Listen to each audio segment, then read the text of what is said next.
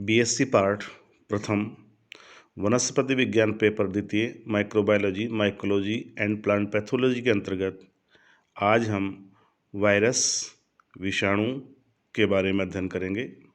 मूल रूप से इस विषय पर हम परिचय, परिभाषा एवं इतिहास, इसके सामान्य लक्षण और नेचर ऑफ वायरसेस का अध्ययन करेंगे। मैं CL Pariyar, associate professor, government college Kaladera.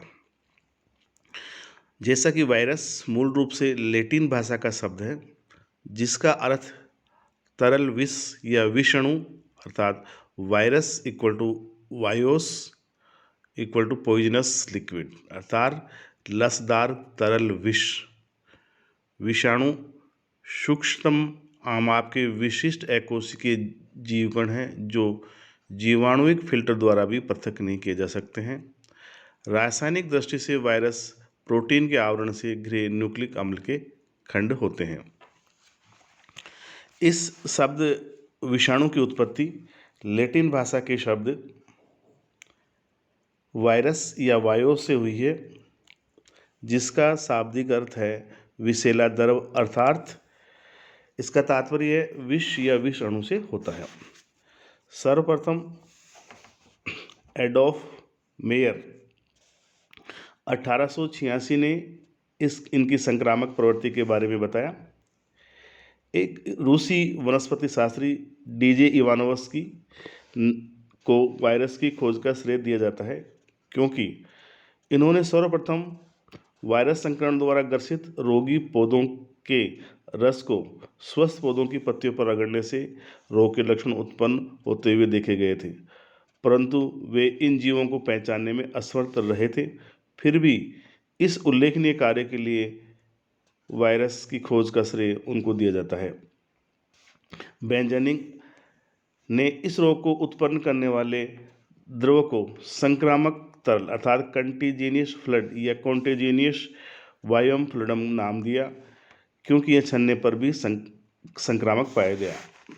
Loafer व फ्रांस ने जानवरों के पैर व मुख रोग का कारण इसी छन सकने वाले योग्य द्रव अर्थात वायरस को बताया, लेकिन वे इसे कणों के रूप में परिवर्तित होना मानते थे।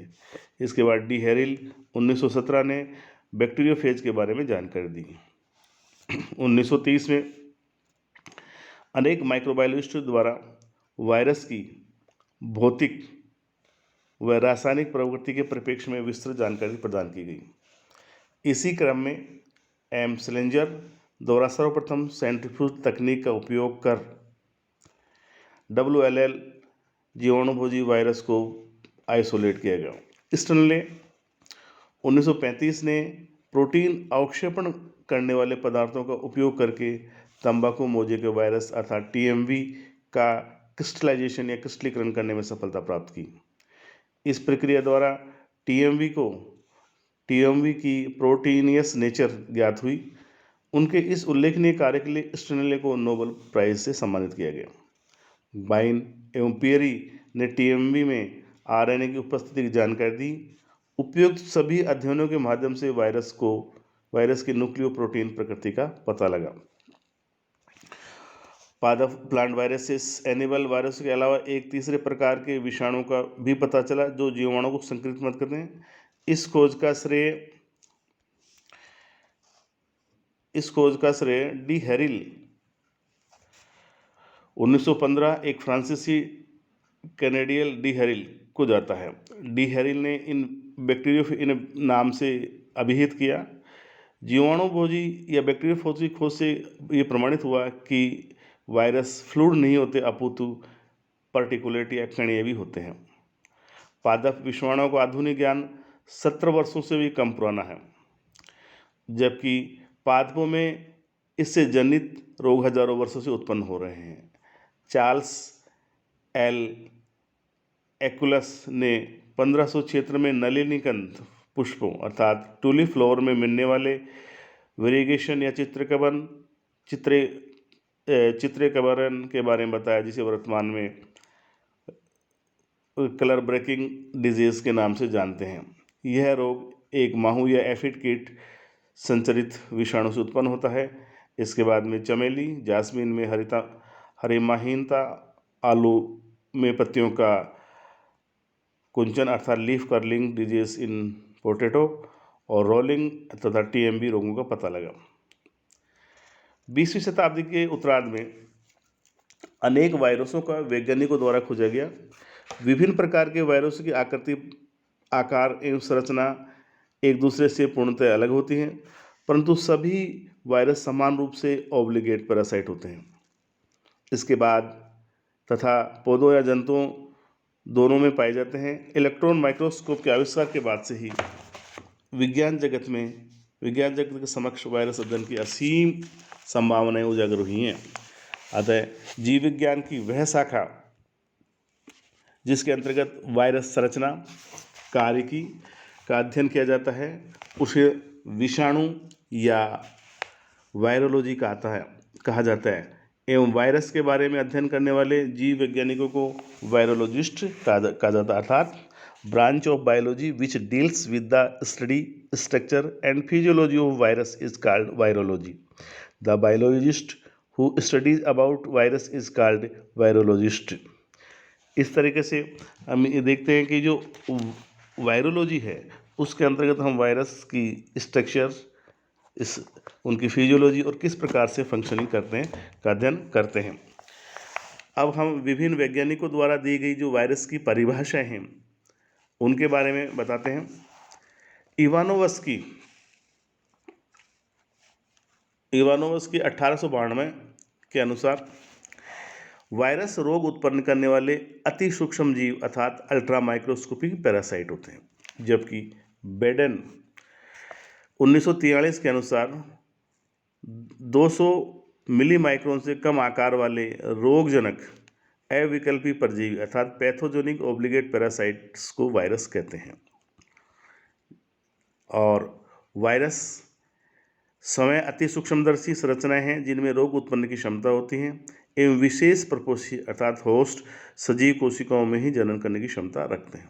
इसी तरीके से लॉ ऑफ 1957 के अनुसार वायरस पूर्णतः अंतराकोशिक एवं रोगजनक होते हैं एवं इनमें एक ही प्रकार का न्यूक्लिक अम्ल आरएनए अथवा डीएनए मिलता है। इनमें मल्टीप्लिकेशन या गुणन आनुवंशिक पदार्थ के रूप में होता है।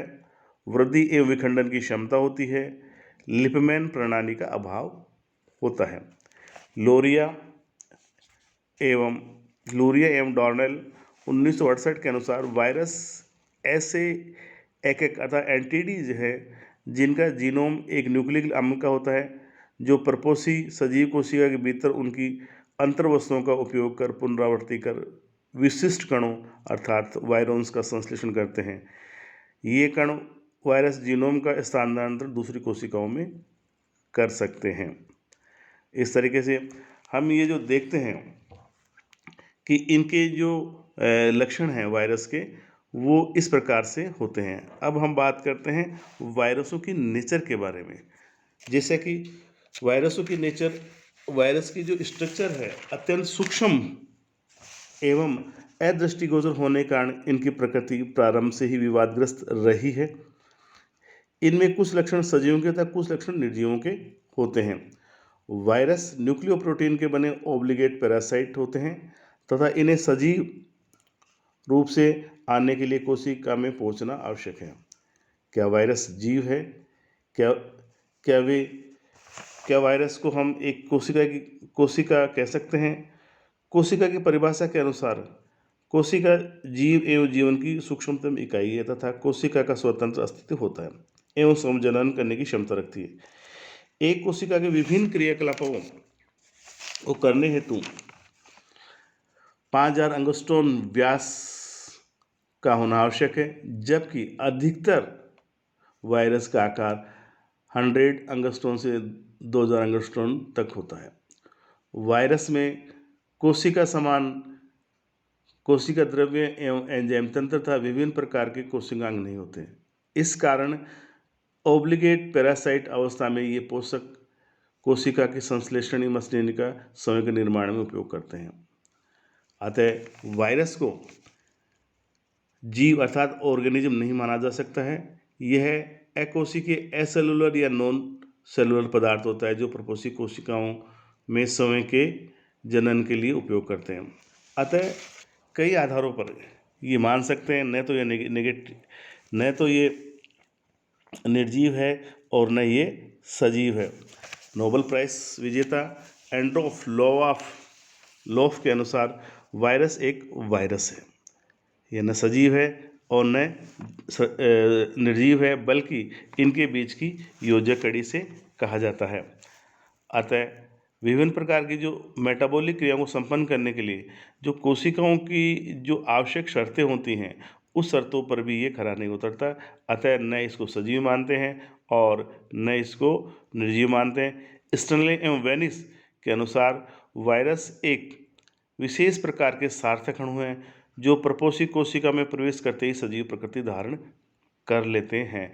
और इसी तरीके से आंद्रे लोफ ने इनको connecting link between living and non living कहा। अब हम आते हैं वायरसों के जो जैविक गुण हैं और यानी एनिमेटिक प्रॉपर्टीज ऑफ वायरस। इनमें वायरसों में विशेष प्रकार के विभेद या स्ट्रेन पाए जाते हैं।